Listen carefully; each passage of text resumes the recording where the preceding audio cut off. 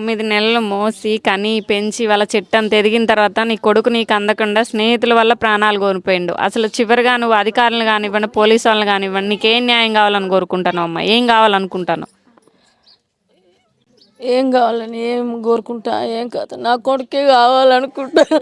నాకు అనుకుంటా అంత కొడుకుని తీసుకురావాలి వాళ్ళు అంటే నాకు ఏదొద్దు.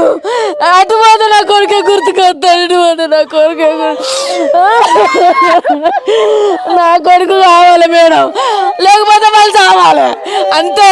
నా కొడుకుని తెచ్చేయాలి, లేకపోతే వాళ్ళు చావాలి. నా బాధ ఎట్లుండే వాళ్ళకంటే ఏదో బాధ ఉంటుందో నాకు తెలియదు, అందరు అట్లాంటి బాధ నాది కాదు. నా కొడుకు కావాలి అంతే. ఎందుకంటే నా కొడుకు ఏ నాడు తిట్టలే, ప్రాణంగా చూసుకున్నాడు మేడం, ప్రాణంగా అంటే ప్రాణంగా చూసుకున్నాడు. అట్లేటని ఎట్లా వదిలిపెట్టాలి?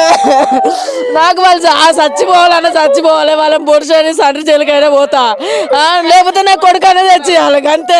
నా లైఫ్ ఉంటే ఒక్కటి పోయిన ఒకటి అంతే, అంత మించి నాది ఏది లేదు. ఇక లేకపోతే మా బామ్మర్దులు అందరూ నా కళ్ళ ముందరికి రావాలి అంతే. ఎవరెవరైతే తీసుకుపోయారో, ఎక్కడికి తీసుకెళ్లారో వాళ్ళందరూ అసలు ఏం జరిగింది అన్నది మీ ముందుకు రావాలి. వాళ్ళు నలుగురు అక్కడికి వచ్చిళ్ళు, వాడు వాళ్ళ సైత కాదు, వాడు నలుగురు, వీడు రమ్మంటేనే వాళ్ళందరూ వచ్చి అక్కడ కొట్టించిళ్ళు నా కొడుకుని గంతే. ఎవరమ్మా ఈ అబ్బాయి పేరేంది అసలు? మహేష్, రాజేష్ మహేష్, ఇద్దరు అన్నదమ్ముళ్ళు. వినీత్, ప్రవీణ్, నవీన్, ఇంతమంది మేడం వాళ్ళు. ఇంతమంది కక్ష కట్టి ఒక అబ్బాయి నిండు ప్రాణం తీశారు. స్నేహితుడు అంటే వీడి దోస్తు అయితే వాళ్ళందరూ రమ్మంటే వాళ్ళందరూ వచ్చి కొట్టిచ్చిళ్ళు గట్ల, సచ్చేదాకా కొట్టిళ్ళు అన్ని గట్ల. వీడి దోస్తు వీడికి బుద్ధి లేదు, వాళ్ళకన్నా ఉండాలి కదా అంతగానం కొట్టనీకి. కూడా వచ్చిళ్ళు. మరి ఒక్కరిని చూసేదాని ఉంటే దూరం జరుగుంటారు, పొద్దుగల మాట్లాడుకుంటే ఎవరు తప్పైనా నా కొడుకుదైనా మంచిదే, వాళ్ళదైనా మంచిదే. లేకపోతే తల్లిదండ్రికి అన్న చెప్పాలి, రేపు పొద్దున్న చెప్పుతోనన్నా కొట్టిపియాలి. మీరు అందరు కలిసి కొడితే ఈనాడు నా కొడుకు లేడు ఏంటిది అన్నట్టు పరిస్థితి. అందుకే వాళ్ళు రావాలి మేడం, వాళ్ళు ముఖ్యంగా రావాలి, అదే నాకు కావాలి. లేకపోతే నా కొడుకుని అట్లా అంత ఎత్తు కొడుకు నాకు తెచ్చియాలి అంతే, ఏది లేదు. తెచ్చిపోయిన వాళ్ళు నా కళ్ళ ముందరికి రావాలి అంతే, రావాలి వాళ్ళు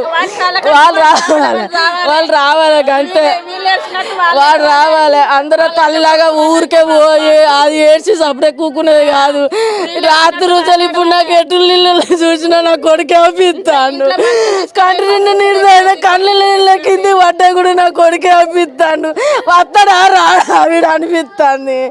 బట్టలు కూడా పెళ్ళి పోయామా మరి జాతలు పిండి మడత పెట్టి బీరువాలు మంచిగా పెట్టామని చెప్పిండు. పెళ్ళికి పోదాం బట్టల మడత పెట్టని చెప్పిండు, బీరువాలు కూడా పెట్టామని చెప్పిండు, అన్ని చెప్పిండు. అవతల పడ్డాడు. పెళ్ళికి కొత్త బట్టలేమో కానీ ఆ అబ్బాయికి చివరిగా మీరు కొత్త బట్టలు వేయాల్సిన పరిస్థితి వచ్చింది. పాడుకోలేని గట్ల కొడతారా?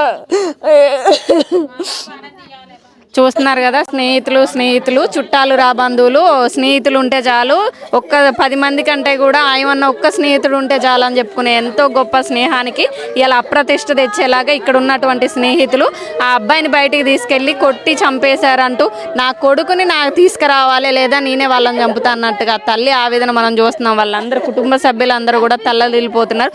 చెట్టంత ఎదిగిన కొడుకుని వాళ్ళు బయటికి తీసుకెళ్ళి వాళ్ళ పొట్టను పెట్టుకున్నారు. అసలు స్నేహితులు అంటే ఏంటండి? ఏదైనా కష్టం వచ్చినా ఏదన్నా అయినా నిలబడాలి. అట్లాంటిది బయటికి తీసుకుపోయి వీళ్ళు కొట్టే రైట్ ఎవడిచ్చిండు? ఆ కొట్టిన దెబ్బలకి అబ్బాయికి తగిలి ఛాతీకి తగిలిన దెబ్బ వల్లే అబ్బాయి చనిపోయిందని ఇక్కడ ఉన్నటువంటి బంధువులు ఆరోపిస్తున్నారు. ఎవరి స్నేహితులు? ఇవాళ అబ్బాయి ఒక్కరిని చేసి వీళ్ళు ఇక్కడ కొట్టారు. ఇవాళ ఈ నలుగురు ఎవరైతే ఉన్నారో వీళ్ళని సింగిల్గా అటాక్ చేస్తారే పొద్దున ఇవన్నీ ఎటుదారి తీస్తాయి. స్నేహం అంటే ఇదేనా? బయట తీసుకువెళ్ళి తాగడం కొట్టడం ఇది స్నేహమా? కష్టం వచ్చినప్పుడు నిలబడ్డం స్నేహమా? లేకపోతే ఇక్కడ బయటికి తీసుకుపోయి కొట్టి చంపేయడానికి స్నేహమా? ఒకడు కొడుతున్నప్పుడు ఇంకొకటి బుద్ధి లేదా? ఒకడు కొడుతున్నప్పుడు అరే వద్దురా ఆపురా అని చెప్పి ఇంకో స్నేహితుడు చెప్పడా? వీళ్ళ బుద్ధి గడ్డి తిన్నదా లేకపోతే ఏంది? వాళ్ళ ఈ తల్లి ఆవేదన ఎవరు తీర్చాలి? ఇవాళ రేపొద్దున్న ఈ తల్లికి అయింది, రేపు ఇంకొక తల్లికి అవుతుంది. ఏంది ఇది అసలు? ఏం జరుగుతుంది అంటే చట్టం మీద కానీ లేకపోతే ఉన్న అధికారుల మీద కానీ న్యాయ వ్యవస్థ మీద కానీ వీళ్ళు ఎవరికి భయం లేదా? అంటే ఒక ప్రాణం అంటే అంత అల్లాటప్ప అయిపోయిందా వీళ్ళకి? అంటే కొడితే ఏం చేసినా ఏం చేయరు, మనకి ఇన్ఫ్లుయెన్స్ ఉంది, బాబులు తాతలు అందరు ఉన్నారు, మమ్మల్ని ఎవడేం చేయలేడు అన్న రుబాబా వీళ్ళది? అంత కొట్టే రైట్ ఎవడిచ్చిండు? ప్రాణాలు తీసే రైట్ ఎవడిచ్చిండు వీళ్ళకి? ఇవాళ ఆ తల్లి ఆవేదన ఎవరు తీర్చాలి? ఇవాళ వీళ్ళకైంది రేపు ఇంకొకరికి అవుతుంది. చట్టాలు కఠినంగా మారి పోలీసులు వీళ్ళ మీద చర్యలు తీసుకోకపోతే రేపొద్దున ఇంకో ఇన్సిడెంట్ జరుగుతుంది, రేపొద్దున ఇంకొకటి జరుగుతుంది. చేతులు దులుపుకోవడం తప్ప ఏం ఉండదు. ఇప్పటికైనా పోలీసులు ఎవరైతే ఇది చేశారో వాళ్ళ మీద కఠినంగా చర్యలు తీసుకోవాలి.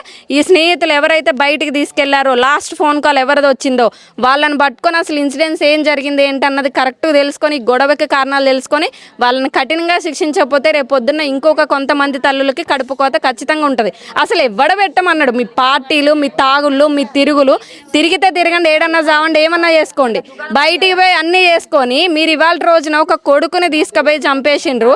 ఏం మీ ఫ్రెండ్షిప్? ఇదా మీ ఫ్రెండ్షిప్? ఫ్రెండ్ అని చెప్పి ఉన్న రోజులు మంచిగా తిరుగుతారు, ఏదైనా తేడా వచ్చిన రోజు ప్రాణాలు తీసేస్తారా? ఎవడిచ్చిండు మీకు రైట్ ప్రాణాలు తీసే రైట్?